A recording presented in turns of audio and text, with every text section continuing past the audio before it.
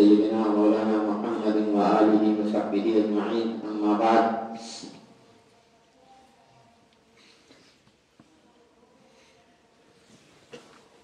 میرے عزیز دوستو، آپ یہ سوچ رہے ہوں گے کہ میں نے ایک ایسی جگہ سے سبق پڑھوایا، عبارت پڑھوائی کہ جہاں کا کوئی تک نہیں ہے۔ اصل میں مجھے ترمذی شریف کی حسن کی اصطلاح کے متعلق آپ کو بتانا ہے۔ آپ کے استاد محترم نے تفصیل بتائی ہوگی اور آپ نے شرح نخبہ میں بھی پڑھا ہے کہ امام ترمذی رحمۃ اللہ علیہ حسن کے سلسلے میں ان کی خاص اصطلاح ہے، اصطلاح عام سے الگ۔ عام طور سے حسن کی دو قسمیں، حسن لذاته اور حسن لغیره۔ کسی حدیث کے اندر تمام شرائط صحت موجود ہوں لیکن کسی راوی میں کچھ کمی ہو، کتنی کمی ہو یہ نہیں بتایا۔ فَإِنْ خَفَّ الضَّبْطُ مَعَ بَقِيَّةِ الشُّرُوطِ الْمُتَقَدِّمَةِ، ٹھیک ہے، آپ نے شرح نخبہ میں پڑھا ہے کہ بقیہ جو صحیح کے میں جو شرطیں بیان کی گئی ہیں وہ پائی جائیں اور ضبط کم ہو، کتنا کم ہو، یہ حدیث حسن لذاته ہوگی، یہ نہیں بیان کیا گیا۔ اور یہ چیز معلوم ہوگی، عام طور سے محدثین جس حدیث پر حسن کا حکم لگاتے ہیں ان سب کو سامنے رکھ کر کے یا اکثر کو دیکھ کر کے کہ کس طرح کی صورتحال میں وہ حسن کا حکم لگاتے ہیں، اس کو حافظ منذری نے، حافظ حیثمی نے، خود حافظ ابن حجر نے، حافظ مزی نے، ان حضرات نے مختلف انداز سے بیان کیا ہوا کہ وہ راوی ہے کہ جو مختلف بھی ہو۔ کون سا راوی؟ ہاں، یہ ناقد کہتا ہے ثقہ ہے، یہ کہتا ہے ضعیف ہے۔ تو جو راوی مختلف بھی ہو جائے ائمہ نقد کے درمیان، وہی حسن لذاته کا راوی ہوتا ہے، سمجھے؟ ورنہ تو بڑے بڑے ثقات کے اندر کچھ نہ کچھ کلام کیا گیا ہے۔ اسماعیل ابن علیہ میں کلام کیا گیا ہے، عبد الرزاق میں کلام کیا گیا ہے، معمر میں کلام کیا گیا ہے، ابو داؤد طیالسی میں کلام کیا گیا ہے، لیکن ان کی حدیثیں صحیح ہیں۔ حسن لذاته وہ حدیث ہوتی ہے جو ایسے راوی کے طریق سے آئے کہ بعض ناقدین اس کو ثقہ کہتے ہوں اور بعض ناقدین اس کو ضعیف کہتے ہوں۔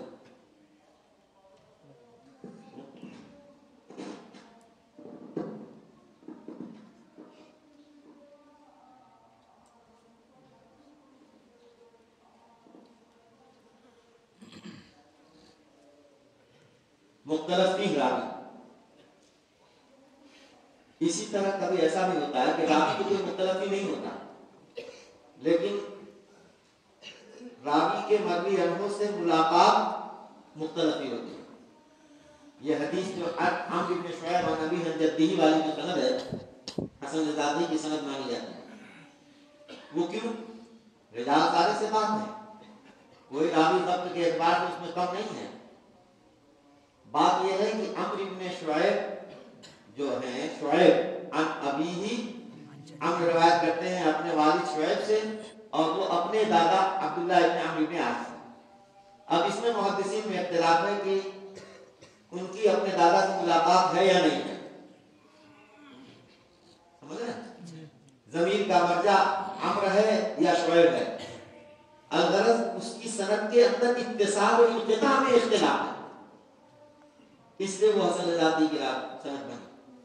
الغرض ہر وہ سند حسن لذاته کی ہو جائے گی جس میں جو ناقدین کے درمیان محدثین کے درمیان مختلف فی ہو، چاہے راوی کی وجہ سے یا اتصال و انقطاع کی وجہ سے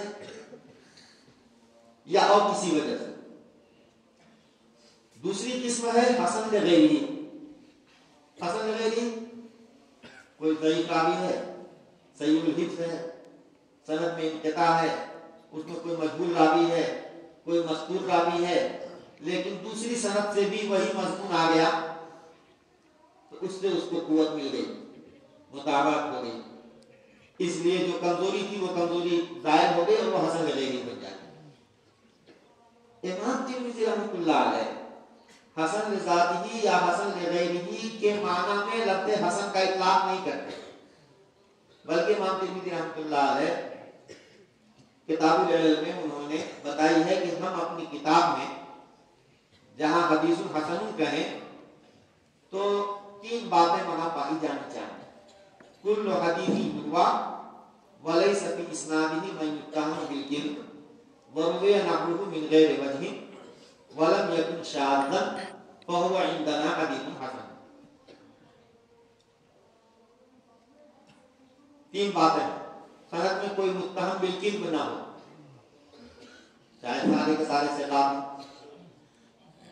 یا اس میں کوئی معمولی کسی میں کلام ہو، یا اتنا کلام ہو کہ مختلف بھی ہو جائے، یا اتنا کلام ہو کہ ضعیف بن جائے، یا کوئی راوی ضعیف ہو صحیح الحفظ، یا کوئی راوی مستور ہو، یا کوئی راوی مجہول ہو، یا سرے سے ساقط ہو جائے سند میں سے کوئی راوی۔ الغرض کمزوری بالکل نہ ہو، یا ہو مختلف سطح کی ہو لیکن اتنی نہ ہو کمزوری کی کوئی راوی متہم بالکذب ہو۔ اگر کوئی راوی متہم بالکذب ہوگا تو امام ترمذی اس کو حسن نہیں بولیں گے، ٹھیک؟ تو ایک وہ بات ہے کوئی سند میں متہم بالکذب راوی نہ ہو۔ دوسری صفت روی نحوہ من غیر وجہ، اس جیسا مضمون اس سند کے علاوہ دوسری سند سے بھی مروی ہو۔ تیسری بات وہ شاذ نہ ہو۔ شاذ کا کیا مطلب ہے؟ آپ لوگ یہی پڑھے ہوں گے نا کہ ثقہ کی مخالفت کی جائے افق کے ذریعے، اسی کو شاذ کہتے ہیں نا، یہاں وہ شاذ نہیں۔ شاذ سے مراد کہ وہ دلیل اقویٰ کے مخالف نہ ہو، دلیل اقویٰ کے مخالف نہ۔ حنفیہ جس کو شاذ کہتے ہیں نا، خبر واحد فیما تعم به البلوى، کہ کسی ایسے مسئلے سے متعلق وہ مضمون ہو کہ سب کو اس کا علم ہونا چاہیے، لیکن ایک ہی آدمی اس کو بیان کر رہا ہے، یہ اس بات کی علامت ہے کہ اس میں کچھ گڑبڑ ہے۔ اور امام شافعی رحمۃ اللہ علیہ نے جو شاذ کی تعریف کی ہے وہ ہے کہ ثقہ آدمی کوئی حدیث روایت کرے جس میں وہ الناس کی مخالفت کر رہا ہے، یعنی بات میں جو کچھ بھی وارد ہے سب کے خلاف ہے، اکیلا ایک دم الگ ہی بات ہے۔ اور اسی کو حاکم نے بھی یہ بات کہی ہے کہ دور دور سے کہیں سے بھی اس کی مطابقت نہ۔ تو شاذ جو ہے وہ ہے کہ روایت تو ثقات ہیں لیکن جس مضمون میں وہ حدیث وارد ہوئی ہے اس مضمون میں جو کچھ بھی حدیثیں آئی ہیں سب کے خلاف ہے اس کا مضمون ایک دم۔ تو وہ اگر 2 طریق سے بھی ہوئی تو کوئی فرق نہیں پڑتا، کیونکہ بعد میں جتنی بھی چیزیں وارد ہوئی ہیں سب اس کے خلاف ہیں۔ تو جس 3 باتیں اگر پائی جائیں تو امام ترمذی حسن کا حکم لگاتے ہیں۔ اب یہاں دیکھیے یہ جو بات ہے حسن کی تعریف امام نے کر دی، اکیلے بولیں تب بھی یہی معنی مراد ہوگا، صحیح کے ساتھ لگا کر بولیں تب بھی یہی معنی ہے، غریب کے ساتھ لگا کر بولیں تب بھی، دونوں کے ساتھ لگا کر بولیں تب بھی۔ حسن کہیں تنہا، یہی کہ اس میں حسن سے مراد یہ 3 باتیں پائی جائیں۔ حسن صحیح کہیں تو اس میں بھی یہ 3 باتیں پائی جائیں۔ حسن غریب کہیں تو بھی وہ 3 باتیں پائی جائیں، اور حسن صحیح غریب کہیں تو اس میں بھی یہ 3 باتیں۔ جہاں کہیں ہم حسن بولیں امام ترمذی یہی فرماتے ہیں وما قلنا حدیث حسن فإنما نعني به حسن اسناده عندنا۔ ہم اگر کسی حدیث کو حسن کہیں تو اس کا مطلب ہم اپنے نزدیک اس کی سند کے حسن کو مراد لیتے ہیں، اور ہمارے نزدیک کسی سند کے حسن کا مطلب یہ ہے کہ جس میں 3 باتیں پائی جائیں. اب عام طور سے اشکال ہوتا ہے حسن صحیح کیسے کہتے ہیں؟ جب حسن کو حسن لذاتی کے معنی میں لو گے تو اشکال ہوگا نا کہ حسن تو لذاتی وہ ہوتی ہے جس کے راوی کے اندر کچھ کمی ہو اور صحیح وہ ہے کہ اس میں کوئی کمی نہ ہو. تو یہ کیسے ہوگا کہ کمی بھی ہو کمی نہیں بھی ہو؟ یہ اشکال ہوتا ہے نا.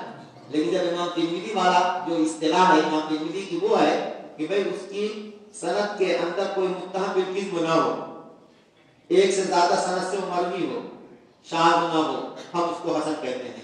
تو اگر کوئی حدیث ایسی ہے جس کے تمام رجال بالکل ثقات ہیں، کوئی علت نہیں ہے اور رویہ نہ ہو من غیر وجہ ہے، تو اس پر یہ بات صادق آ رہی ہے کہ اس میں کوئی متہم بالکذب نہیں ہے، ایک سے زیادہ سند سے مروی ہے اور وہ شاذ نہیں ہے. تینوں باتیں صادق آ رہی ہیں، بس اس کو صحیح بھی کہنا درست ہے اور حسن بھی کہنا. مسئلہ پیدا ہوتا ہے حسن غریب کا. میں نے آپ کو پہلی جگہ جس پر امام ترمذی نے حسن غریب کہا ہے ہم نے آپ کو وہی پڑھوایا کہ حسن غریب میں بھی یہ بات ہونی چاہیے. سوال یہ ہے کہ جب حسن کے اندر طے ہے ان کی شرط کے اندر کہ رویہ نحو من غیر وجہ، ایک سے زیادہ سند سے وہ مروی ہو، اور غریب اس کو کہتے ہیں جو ایک ہی سند سے مروی ہو. پھر یہ کیسے ہوگا کہ وہ ایک سے زیادہ سند سے بھی مروی ہے اور غریب بھی ہے؟ یہ کیسے جمع ہوگا؟ یہ اشکال ہو رہا ہے. تو جو امام ترمذی نے جو جملہ کہا ہے اس میں دھیان رکھیے، رویہ نحو من غیر وجہ کہا کہ اس جیسا مضمون اس سند کے علاوہ سے بھی مروی ہو. حافظ ابن رجب حنبلی فرماتے ہیں یہ نہیں کہا عن النبی اس جیسا مضمون نبی صلی اللہ علیہ وسلم سے مروی ہو، یہ نہیں کہا انہوں نے. لہذا اگر ایک حدیث مرفوعاً ایک سند سے مروی ہے لیکن اسی جیسا مضمون کسی صحابی سے موقوفاً مروی ہو تو اس پہ یہ بات ثابت آئے گی نا رویہ نحو من غیر وجہ. حسن کہنا درست ہوگا اور غریب بھی کہنا درست ہوگا کہ مرفوعاً صرف اور صرف ایک سند سے مروی. اسی طرح سے ایک لفظ کے ساتھ ایک الفاظ کے ساتھ تو ایک سند سے مروی ہے لیکن اس کا مفہوم اور مضمون دوسری سند سے بھی مروی ہے. اگر لفظ کو ہم سیاق کو دیکھتے ہیں تو اس سند کے علاوہ کوئی اور سند نہیں ہے، اس اعتبار سے وہ غریب ہے.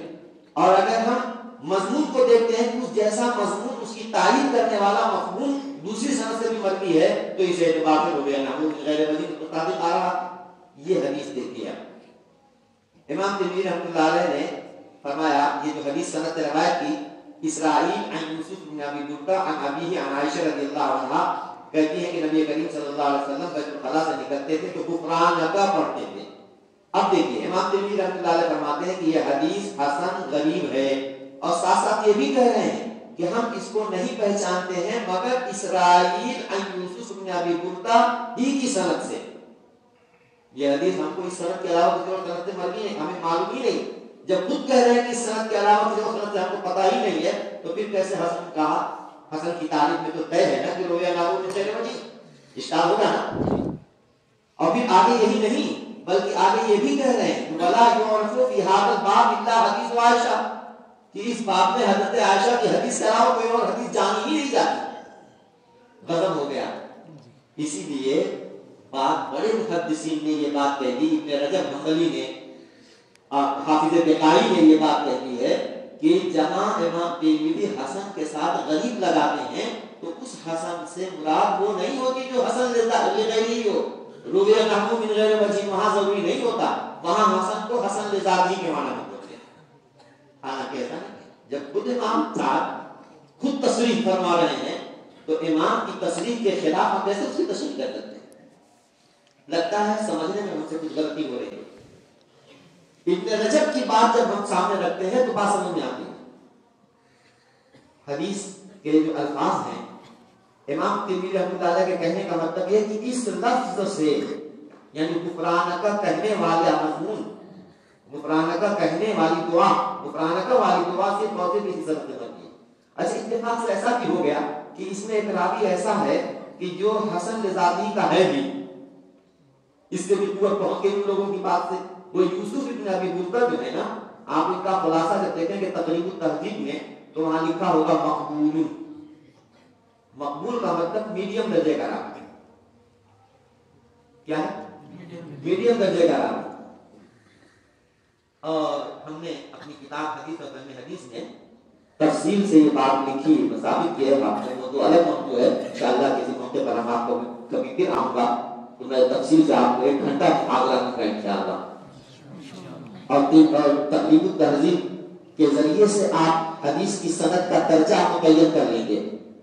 اور ایسا نہیں ہے کہ وہ خالی کوئی بہت آسان سی بات ہے اور یوں ہی جو ہے ہم اپنا اول تک اور اندازے سے ایک بات کہہ رہے ہیں. 20 سال اس کو محنت کی ہے الحمدللہ، اس کے بعد ہم اس نتیجے پر پہنچے. تو مقبول عموماً حافظ ابن حجر بھی اور لوگ بھی ہم دیکھتے ہیں کہ کسی حدیث پر کسی سند میں مقبول درجے کا راوی آیا ہوا ہوتا ہے تو اس پر وہ حسن کا حکم لگاتے ہیں، حسن لذاتی کا. تو اتفاق سے یہ یوسف ابن ابی بردہ مقبول ہے اور مقبول کی حدیث حسن لذاتی ہوتی ہے، تو بیکاری والی بات ثابت آ رہی ہے. حالانکہ ٹھیک ہے، امام ترمذی جب خود اپنی اصطلاح بتا رہے ہیں تو قائل کے کلام کو قائل کے قول سے نہ سمجھا جائے گا کہ الگ سے اس کا کوئی مطلب سمجھا جائے گا. حالا یہاں سمجھنے میں غلطی ہو رہی ہے. یہاں یہ بات ہے کہ دیکھو غفرانہ کا معنی کیا ہے؟ غفرانہ کا معنی شکرانہ کا ہے. آپ نے پڑھا عرب میں محاورہ ہے اللہم غفرن لا کفرن. غفرانک اللہم لا کفرانک، یہ محاورہ ہے. تو معلوم یہ ہوا کہ یہ دعا یعنی مغفرت مانگی نہیں جا رہی ہے بلکہ مواد داروا نقصان دہ مادے کے نکلنے پر اللہ کا شکر ادا کیا جا رہا ہے. جب غفرانک کا یہ مطلب ہے تو پھر وہ جو دعا ہے کئی طریقے سے مروی ہے. الحمدللہ الذی عافانی اذهب عنی الاذى وعافانی، الحمدللہ الذی اذهب عنی الاذى وابقى فی ما ينفعنی، الحمدللہ الذی اذهب عنی ما یضرنی وابقى فی ما ينفعنی. تو یہ جو حدیثیں ہیں دوسرے مضمون کی، ان سے بھی اس مفہوم کی تعریف ہوتی ہے. اور جب تعریف ہوئی تو رویہ نحوہ من غیر وجہ صادق آیا نہیں آیا؟ آ گیا نا؟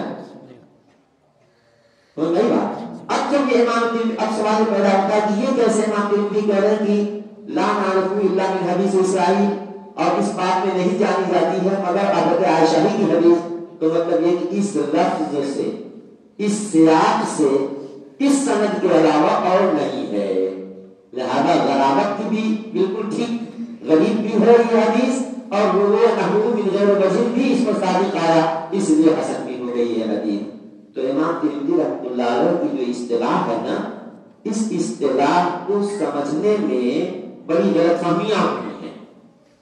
لوگ کہتے ہیں کہ امام ترمذی رحمۃ اللہ علیہ بعض دفعہ حدیث پر حسن کا حکم لگاتے ہیں، سند کے اندر انتہائی صحیح الحفظ راوی ہوتا ہے.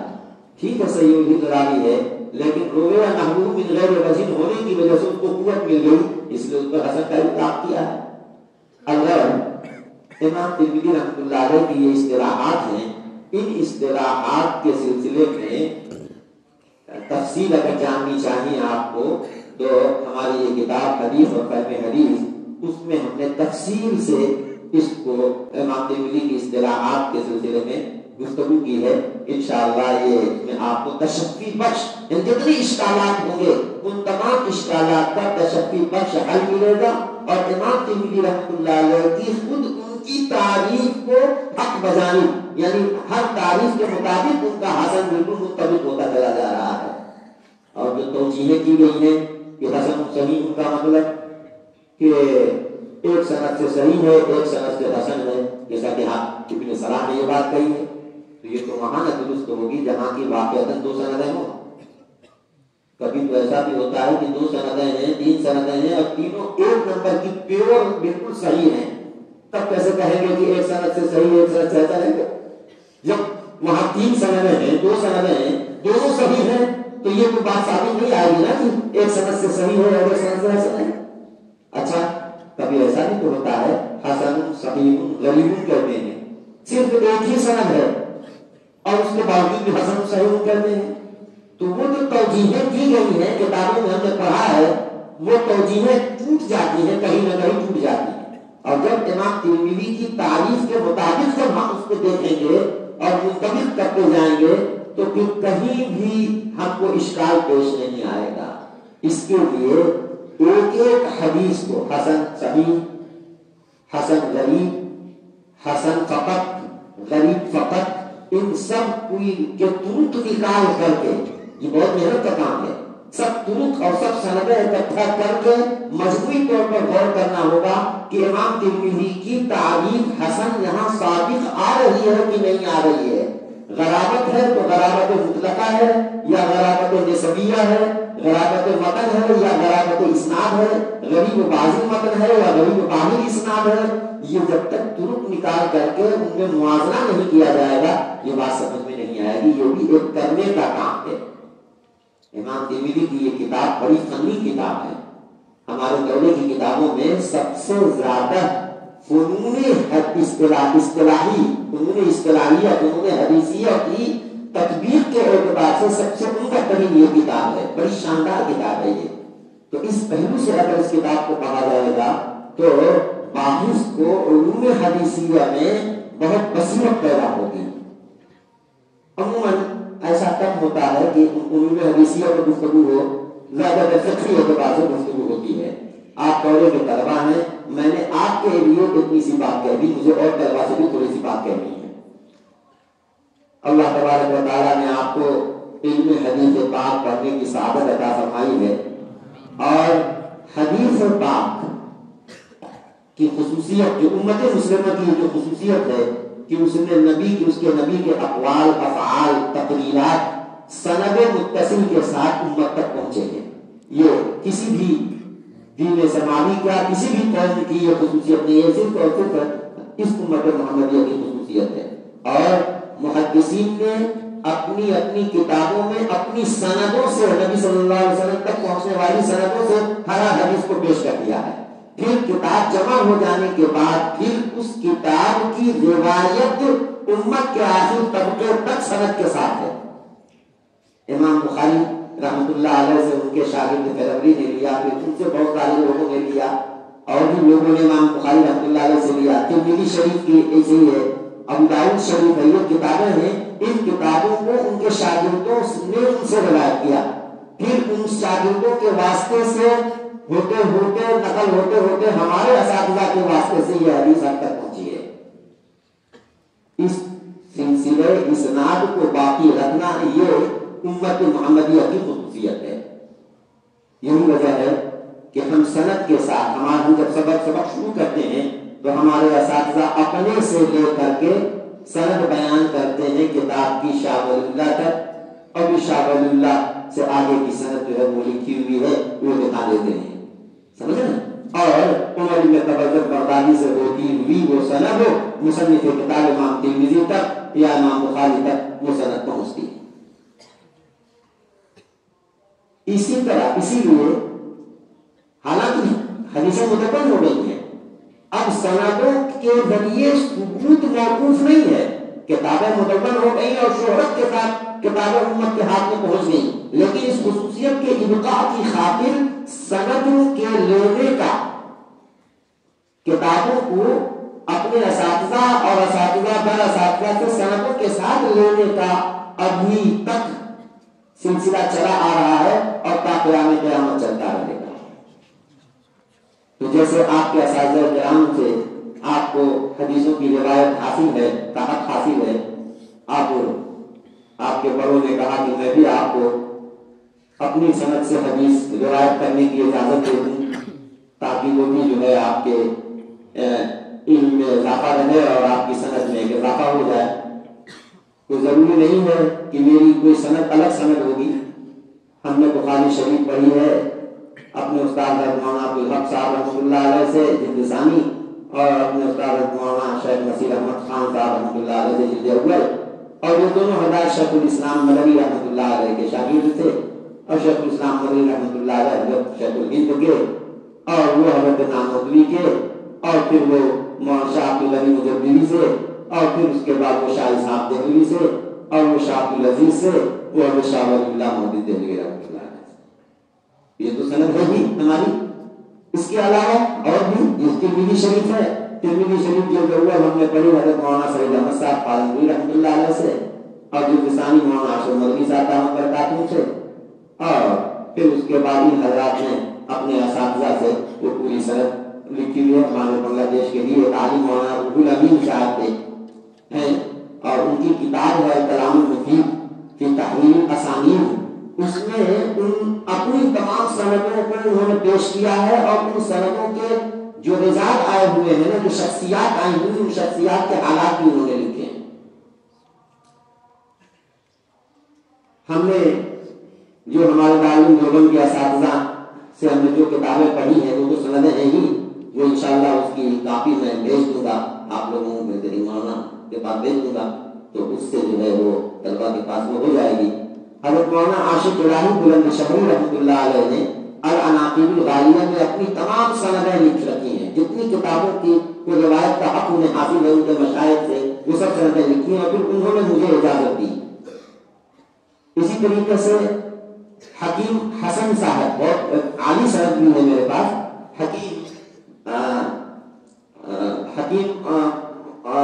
حکیم حسن صاحب جے پور کے، انہوں نے مولانا حیدر حسن صاحب سے پڑھا، اور مولانا حیدر حسن صاحب نے میاں نذیر دہلوی سے پڑھا، اور میاں نذیر دہلوی نے شاہی صاحب سے پڑھا. تو بہت شارٹ کٹ ہو جاتی ہے. تو یہ سند بھی ہمارے پاس ہے.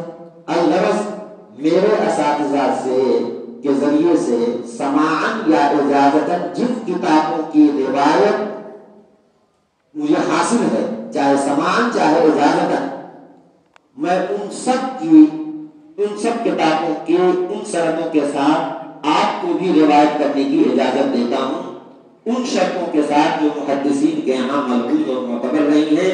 ان میں سے تمسک بالسنہ، سنت کی پابندی، بدعت سے اجتناب، اور حدیث پاک سے اشتغال.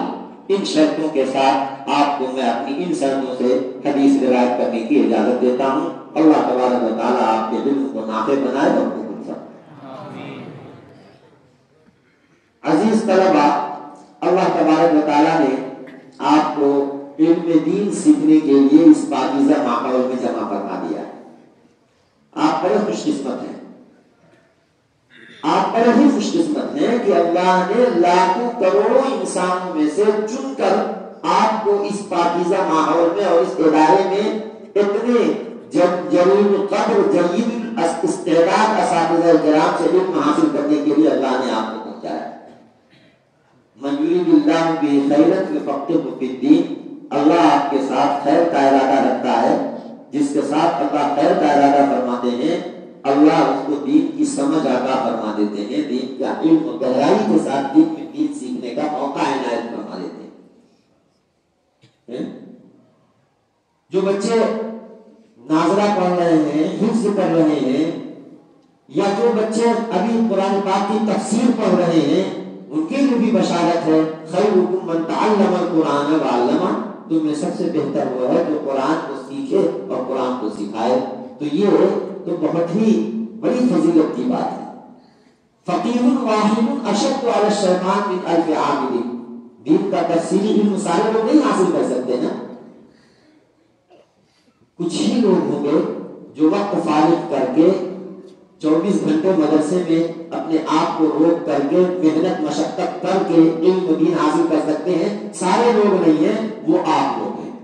اللہ پاک نے امت مسلمہ کی رہبری کے لیے آپ کو منتخب فرمایا ہے. یقین مانیے آپ وہ مخلوق ہیں کہ فرشتے اس مخلوق کے لیے اپنا پرواز روک کر کے اپنے پر بچھا دیتے ہیں، اپنے پر روک لیتے ہیں. ان الملائکۃ لتضع اجنحتها رضا لطالب العلم. عام طور سے ترجمہ لوگ کرتے ہیں کہ فرشتے طالب علم کے راستے پر اپنے پر بچھا دیتے ہیں جس پر چل کر کے وہ آتا ہے. ایک معنی یہ بیان کیا جاتا ہے، یہ معنی بیان کیا جاتا ہے. لیکن اس میں گویا کہ ایک ہوا کہ جیسے قالین بچھا دیا جاتا ہے مہمان کے لیے، جو ننگی زمین پر نہ چلے، قالین پر آئے، تو فرشتے اس طالب علم کے اعزاز میں اپنے پر کا قالین بچھا دیتے ہیں. ایک یہ معنی بتایا جاتا ہے. اور اس سے زیادہ سیدھا سادہ مفہوم یہ ہے کہ فرشتے اپنے پر روک لیتے ہیں، تضع گرا دیتے ہیں. آپ جیسے بات کر رہے ہوں، کھیل کود رہے ہوں، اب آپ کے محتمم صاحب، آپ کے استاد صاحب وہاں سے گزرے، ایک طرف سے آپ مرتب کھڑے ہو جائیں گے. ہاتھ پیر پہلے ہلا رہے تھے، پھر کود رہے تھے، اچھل رہے تھے، لیکن جو ہی دیکھا اپنے بڑے کو، استاد محترم کو، ایک دم جو ہے آپ مرتب ہو کر کے اور ہاتھ جوڑ کر کے یوں ہاتھ پر ہاتھ رکھ کر کے بالکل آپ کھڑے ہو جاتے ہیں. یہ ہے وضع اجنحہ رضا للاستاذ. سمجھا؟ فرشتے پرواز کرتے ہوئے ہوتے ہیں، دیکھتے ہیں کہ طالب علم گزر رہا ہے تو ایک دم اس کے استقبال میں مرتب ہو کر کھڑے ہو جاتے ہیں کہ جب یہ طالب علم گزر جاتا ہے پھر وہ اپنی اڑان شروع کرتے ہیں. یہ ہے لتروا اجنحتہا رضا لطالب العلم. میں یہ کہنا چاہتا ہوں کہ فرشتے جو اللہ کی نورانی مخلوق ہے، جس میں اللہ نے اتنی طاقت دے رکھی ہے کہ وہ اپنے ایک پر سے پورے پہاڑ کو الٹ دے، اتنی طاقتور مخلوق ہے. اس طالب علم کی خوشنودی حاصل کرنے کے لیے، اس کی رضا کے لیے وہ اپنی پرواز روک دیتے ہیں، مرتب کھڑے ہو جاتے ہیں یا اپنے پر بچھا دیتے ہیں. کہ کتنی عظیم مخلوق ہے یہ طالب علم. آپ اندازہ کر سکتے ہیں کتنی عظیم مخلوق ہے یہ طالب علم. اس لیے طالب علم کیا موقع اگر آپ کو ملا تو یقین مانیے کہ اللہ نے آپ کے ساتھ بہت ہی خیر اور بہت ہی فیض فضل کا ارادہ فرمایا ہے. معمولی انسان کو جو ہے علم دین نہیں دیا جاتا. یہ علم اللہ کا نور ہے اور اللہ کا نور عاصی کو یا غیر کو نہیں دیا جاتا. کوئی بہت اونچا ہی ہوگا اسی کو دیا جاتا ہے. لہذا جس کو یہ علم دین دیا جا رہا ہے اس کی ذمہ داری بہت بڑی ہے، بہت بڑی ہے. علم کے تقاضوں پر عمل کرنا. اس کے لیے کیا کیا کرنا ہوگا؟ نمبر ایک تو نیت درست کرنا، انما الاعمال بالنیات. اس طلب علم سے ہمیں فائدہ ہو یہ اسی وقت ہوگا جب ہم اللہ کی رضا کے لیے علم دین حاصل کریں، کہ تاکہ ہم اللہ کے احکام کو اچھی طرح سمجھیں اور پھر اس کے بعد اللہ کے خود بھی اس پر عمل کریں اور اللہ کے بندوں کو اللہ کی امانت پہنچائیں. اس نیت سے پڑھیں گے ہم تو اس میں ثواب ہوگا اور ایک ایک لحظہ، ایک ایک لمحہ آپ کا انتہائی قیمتی ہوگا. نیت کی درست کی. دوسری چیز جو ہے مجاہدہ قاہرہ. بہت انتھک محنت کریں گے تب جا کر علم آپ کو حاصل ہوگا. آرام طلبی سے علم نہیں حاصل ہوتا. کالج یونیورسٹی میں تو ایک اندازوں کے مطابق مطلب یہ ان کو بہت محنت کا اپنی پڑھائی نہیں ہوتی ہے. کچھ مخصوص چیزیں ہوتی ہیں ان کو رکھ لیتے ہیں تو کامیاب ہو جاتے ہیں. آپ کی تعلیم اس کو بھی نہیں یاد کرے گا تو اس کو کچھ نہیں آتا. لیکن علم دین جو ہے، علم دین بظاہر اس علم دین کے حاصل کرنے کے بعد دنیا تو نہیں بظاہر ملتی ہے بظاہر، لیکن یاد رکھو تم قرآن پڑھ رہے ہو، تم حدیث پڑھ رہے ہو، بار بار پڑھو گے میں یتوکل علی اللہ فہو حسبہ، جو اللہ پر بھروسہ کرے گا اللہ اس کی کفایت کرے گا. تم پڑھ رہے ہو کہ لو توکلتم علی اللہ حق توکلہ لرزقکم کما یرزق الطیر تغدو خماصا وتروح بطانا بطانا. کہ اگر تم واقعی اللہ پر بھروسہ کر لو گے تو اللہ تم کو رزق اس طرح دے گا جس طرح پنچھی کو اللہ رزق دیتا ہے کہ صبح کو بھوکا نکلتا ہے اور شام کو پیٹ بھرا بالکل اپنے گھونسلے میں واپس آتا ہے. تو ایسے ہی جب ہم پڑھ رہے ہیں تو ہمارا توکل اگر اللہ پر نہیں ہوگا تو کس کا ہوگا؟ تو میرے دوستو اس توکل اور یقین کے ساتھ کہ رزق کا وعدہ اللہ نے لیا ہے. ہم کو قوم مسلم کے دین اور ایمان کی حفاظت کے لیے اللہ نے ہمارا وقت فارغ کرا کے ہمیں اس چہار دیواری میں پہنچایا ہے. ہمیں اور کچھ نہیں چاہیے، کچھ نہیں چاہیے. ہم تو ہر طرف سے یکسو ہو کر کے علم دین حاصل کرنے میں لگیں تاکہ اس علم دین سے خود کو بھی فائدہ پہنچائیں اور دوسروں کو بھی فائدہ پہنچائیں. جب اس نیت سے تم پڑھو گے اور واقعتاً جہاں تم فارغ ہونے کے بعد آپ کے اساتذہ جہاں لگا دیں گے اللہ کی رضا کے لیے وہاں آپ لگ جائیں گے تو سرکاری کام میں آپ لگیں گے، آپ کی کوئی ضرورت پوری رکے گی نہیں، ضرورتیں اللہ تعالیٰ پوری کرتے رہیں گے۔ کہاں سے پوری کریں گے؟ وَيَرْزُقْهُ مِنْ حَيْثُ لَا يَحْتَسِبُ، ایسی جگہ سے اللہ رزق عطا پہنچائیں گے کہ جہاں سے گمان بھی نہیں ہوگا۔ تنخواہ تو تھوڑی سی ہوگی، 4,000 5,000 ٹکا، کیا ہوتا ہے اس میں؟ تنخواہ تو بہت کم ہوتی ہے، تنخواہ ویتن کے نام پر تو بہت کم ملے گا آپ کو، لیکن یقین مانو کہ جب آپ خدائی کام کر رہے ہوں گے تو اللہ اپنی مخلوق کے ذریعے سے کسی نہ کسی بہانے سے آپ کے مقدر کا رزق آپ تک پہنچائیں گے۔ شیخ زکریا رحمۃ اللہ علیہ نے آپ کی میں لکھا ہے کہ عالم کو اس بات پر اصرار نہیں ہونا چاہیے کہ ہمیں مدرسے ہی ملائی سے ملے۔ یہ تو اس کو کیا کہتے ہیں خانی رحمۃ اللہ علیہ، اس کو تجویز کہتے ہیں، یہ تو تجویز ہے۔ دیکھو فائدہ جو ہے تفویض میں ہے، فائدہ کیا ہے؟ اپنے آپ کو اپنے مالک کے حوالے کر دو، وہ جو چاہے کرے۔ ہم جب اس کا کام کریں گے تو یقین ہے ہمارا کہ وہ ہمیں ضائع نہیں کرے گا، ہماری ضرورتیں روکے گا نہیں۔ جب غلام اپنے آقا کے حوالے کر دیتا ہے سب کچھ، حضور جیسا چاہیں، حضور جیسا فرمائیں، تو پھر وہ اس کے ساتھ مہربانی کا معاملہ کرنے لگتا ہے، داد و پرش بڑھ جاتی ہے۔ اسی طرح بندہ جب اپنے آپ کو اللہ کے حوالے کر دے گا اور وہ جو کام ہے اس کے ذمہ وہ کرتا رہے گا، تو پھر اللہ تبارک و تعالی موسلادھار بارش کی طریقے سے اس پر رزق برسائیں گے اور اس کی ساری ضرورتیں پوری ہوتی چلی جائیں گی۔ تو میرے دوستو، توکل کے ساتھ جو ہمیں کام پڑھنے کے دوران میں ہمیں فکر مند ہونے کی ضرورت نہیں ہے کہ کیسے آگے ہمارا کام چلے گا، نہیں، بے فکر ہو کر کے اپنا کام کرتے رہو۔